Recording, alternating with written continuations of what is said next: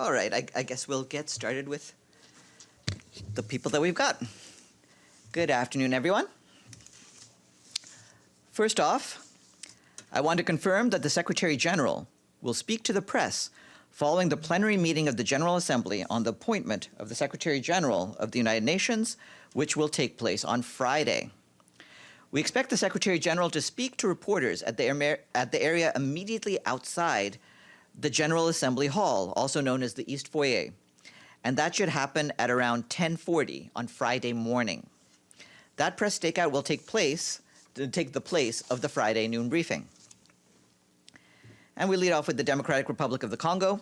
The head of the peacekeeping mission there, Bintou Keita, condemned the proliferation of messages inciting hatred, violence, and hostility between communities in several provinces of the country.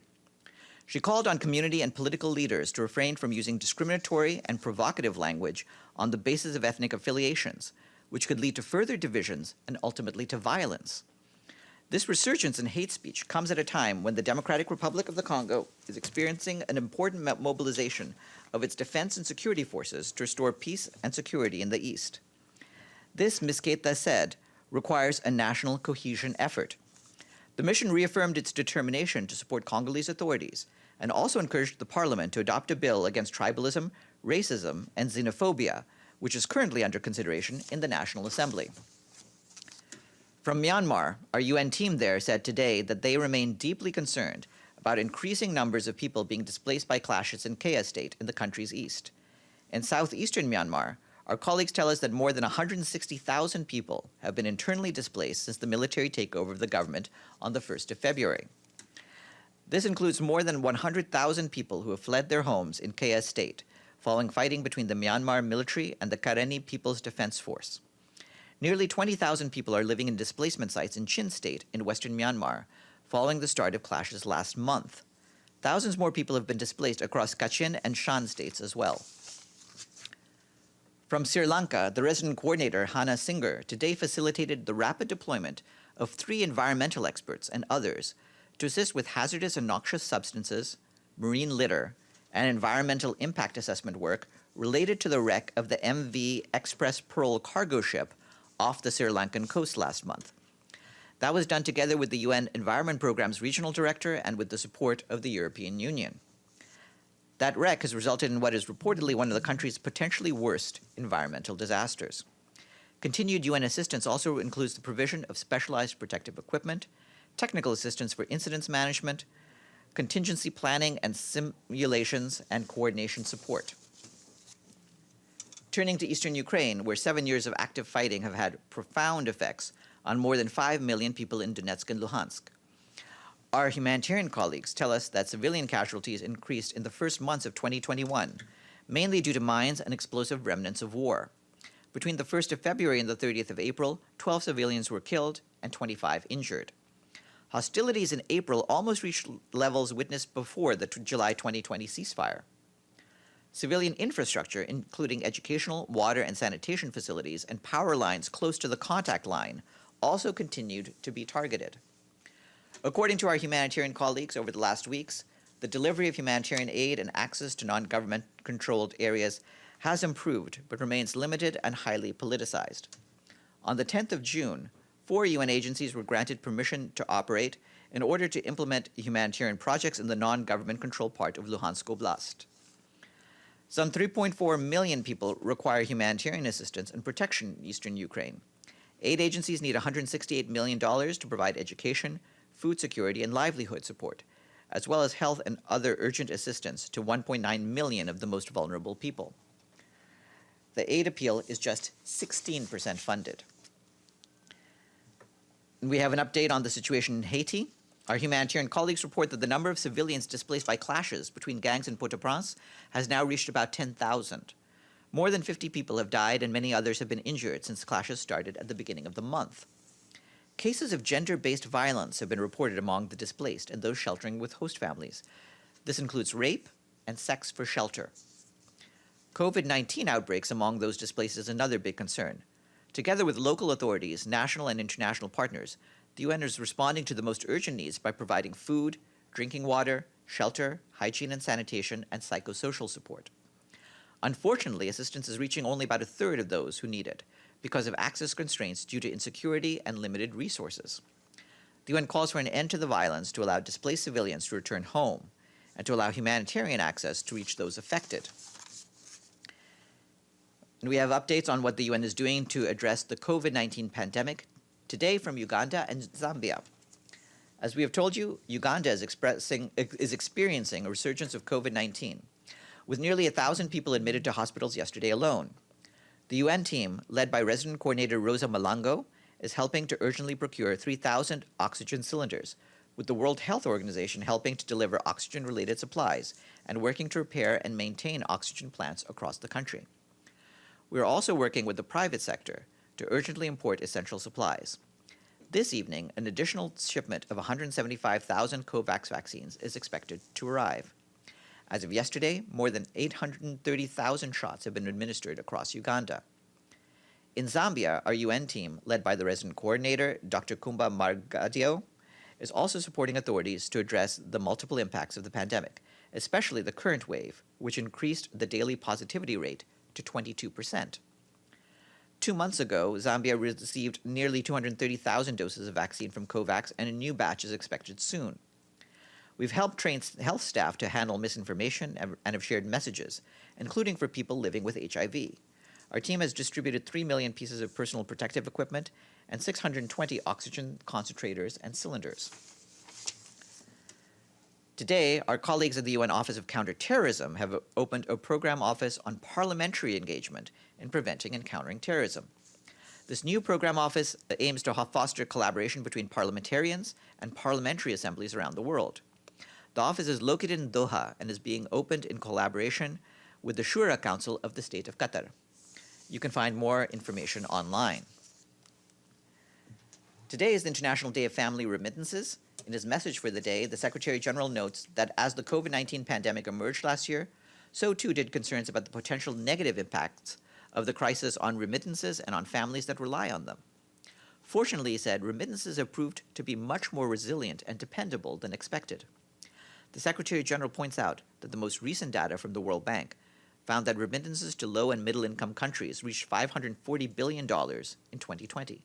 This is just 1.6% below the 2019 total.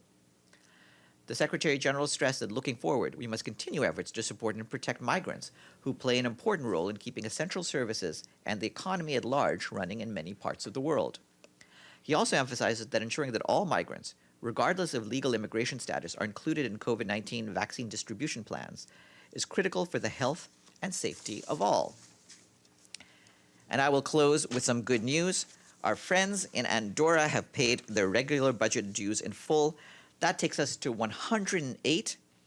And a factoid for you quiz fans out there, Andorra la Vella is the highest capital city in Europe at an elevation of 1,023 meters, or 3,356 feet, above sea level, just to show that we can provide useful information on a range of topics. And now, over to your questions. Benno. Thank you, Farhan. The summit between the Russian and the US president just concluded, and Mr. Putin described it as rather constructive.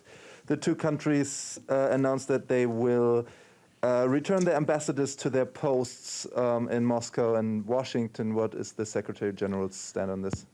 Well, at this stage, we're looking forward to learning more about the outcomes of today's summit, considering it's just wrapped up.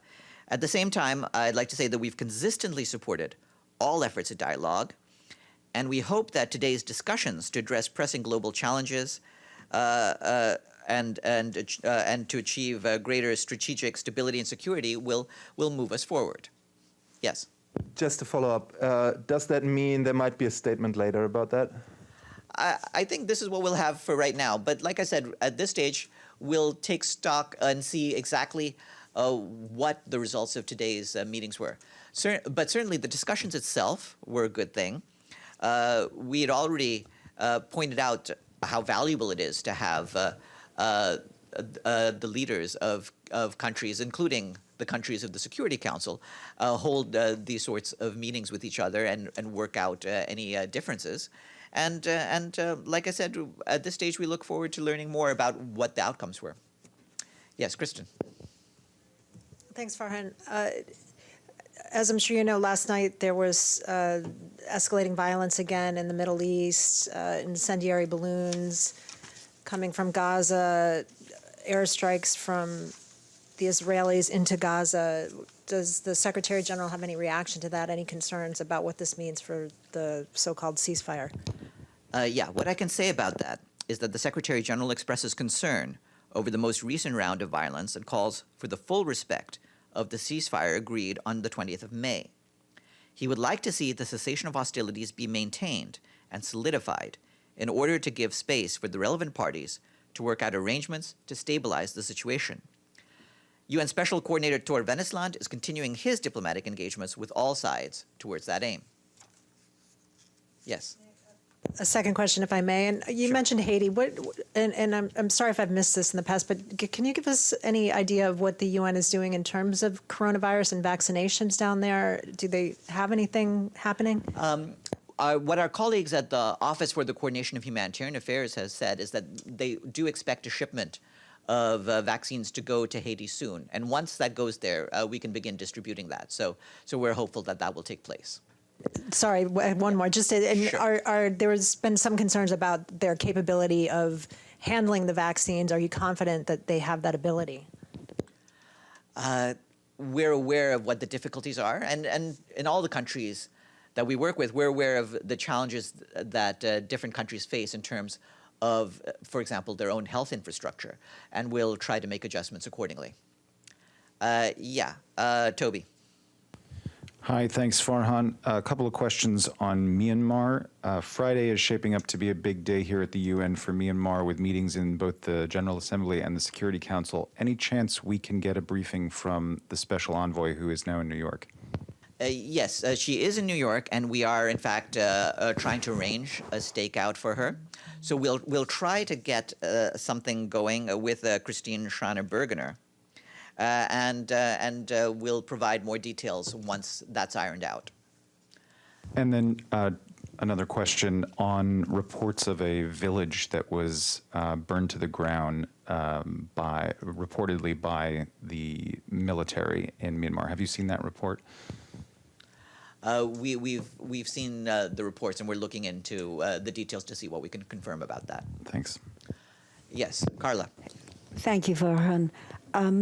When there have been discussions about funding for the SDGs, and then in general, there's been concern about getting countries to pay their fair share of taxes or tax systems.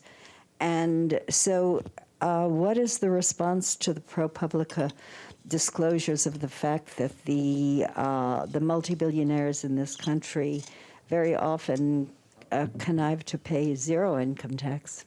Well, I believe you asked this question to Stefan yesterday. Yes.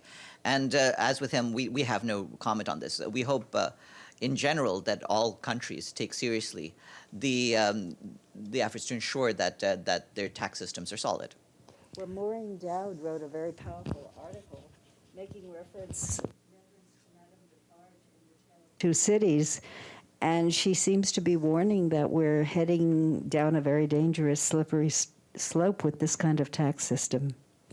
Well, I'll certainly leave that analysis to people like yourself and Ms. Dowd. Abdelhamid, I believe you have a question? Yes, Farhan. I have two. First, in 1968, Farhan, Israel decided to do a military parade in Egypt in violation of Resolution 242.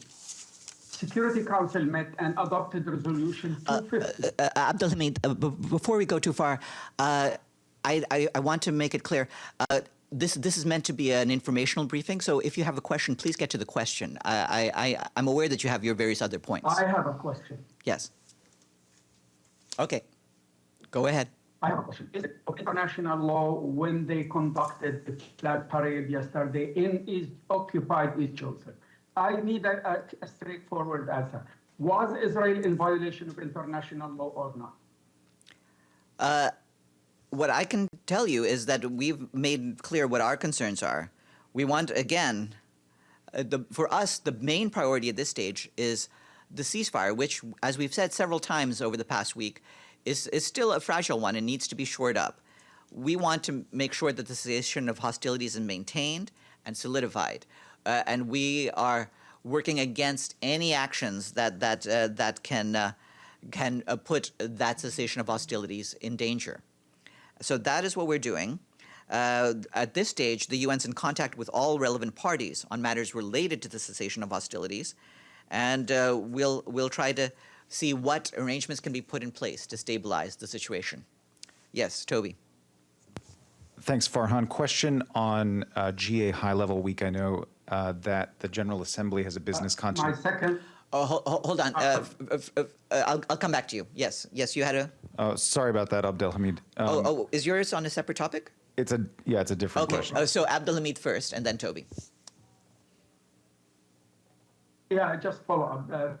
There's a young Okay. woman. Her name is working shot and killed with no